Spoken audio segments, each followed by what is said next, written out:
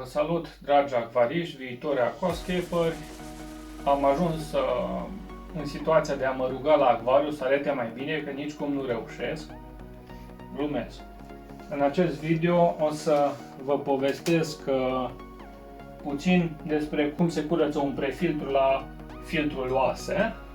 Știu că s-a mai discutat pe această temă, dar la mine e puțin mai diferită situația, deoarece am skimmer la intrarea în filtru, iar creveții intră când vor ei în prefiltru și rămân acolo. Așa că o să vă arăt cum putem proceda. Filtrul oase are două cleme cu care se închid. Cu una se închid furtunele și cu a doua se închide prefiltru. Când mutăm cremele pe poziția unlock, se poate decupla furtunul, respectiv prefiltru. Am decupat prefiltrul, avem un prosop la îndemână și avem un lighean cu apă din acvariu în care vom pune conținutul prefiltrului. Ne facem cu grijă. Uite și un melc asasin, doi melci asasini am intrat în filtru. Vă asigur că și crevetii și melcii asasin, toți care intră în filtru, sunt în viață, nu au nicio problemă cu asta și vom recupera și vom pune în acvariu.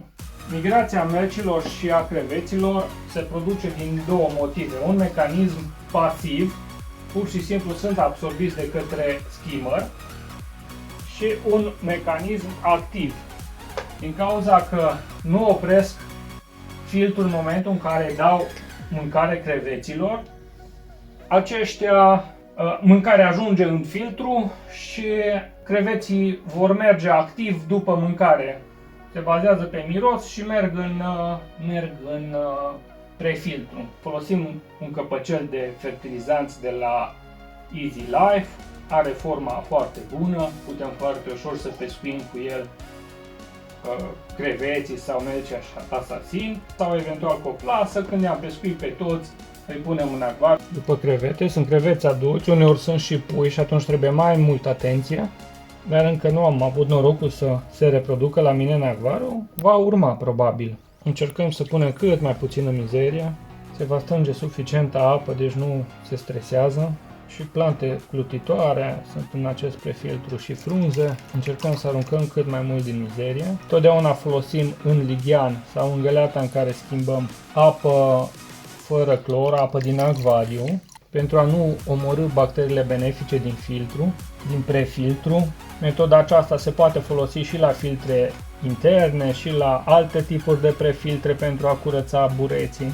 Iar în cazul filtrelor interne, majoritatea modelelor au 2-3 mai mulți bureți. Se recomandă să curățăm cam jumătate din filtru. Deci dacă este un filtru cu 4 bureți, atunci vom schimba 2 și vom curăța. O să încercăm să scoatem afară bureții, că ei se tot ascund în bureți. Vom verifica și cilindrul de la filtru să nu mai existe acolo creveți. Prefer să folosesc căpăcelul și nu plasa, pentru că pot controla câtă mizerie reintroduc înapoi în acvariu.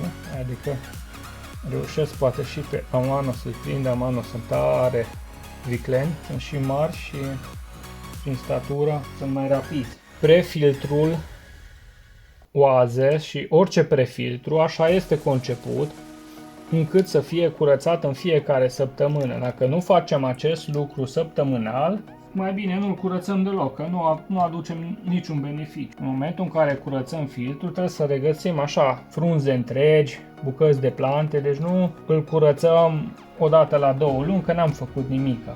În felul ăsta nu riscăm să scadă nici debitul filtrului și înlăturăm o mare parte din materialul biologic, din masa de plante deteriorate, înainte să fie transformat în mizerie propriu-zisă. Este esențial să-l curățăm în fiecare săptămână.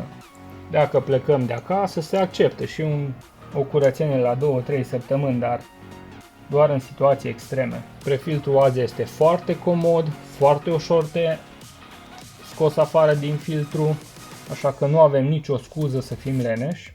Că dacă suntem leneși, chiar ajungem la rugăciuni. Destul de mulți.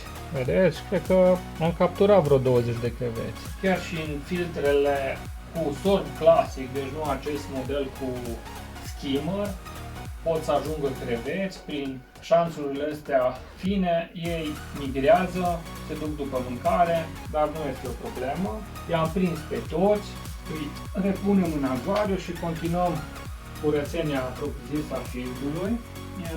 Adăugăm înapoi în acvariu, un pic de mizerie nu este o problemă. Păhărel. Urmează cilindru, avem încă 1 litru de apă din acvariu. Clătim bine cilindru și ne asigurăm că nu este vreun crevete lipit pe pereți. Cam așa, nu sunt frunze, nu sunt creveți pe pereți. Și trecem la bureții propriu-ziși. Să vedeți ce multă mizerie iese din ei. Este destul de intuitiv, nu voi insista pe procesul de curățare a bureților pentru că cred că fiecare acvarist știe să facă treaba asta. Important să menționez că dacă ajung peștișori de talie mică în prefiltru vor muri. Ei nu au capacitatea ca și creveții să înoate într-un spațiu mic și să supraviețuiască. Așa că atenție mare dacă aveți pești mici, trebuie skimmerul să aibă protecție. Sau să folosiți un skimmer intern, o jumătate de oră, o oră pe zi cu priză programabilă. În felul acesta vă mențineți pești în siguranță. Și vă voi lăsa aici în dreapta încă un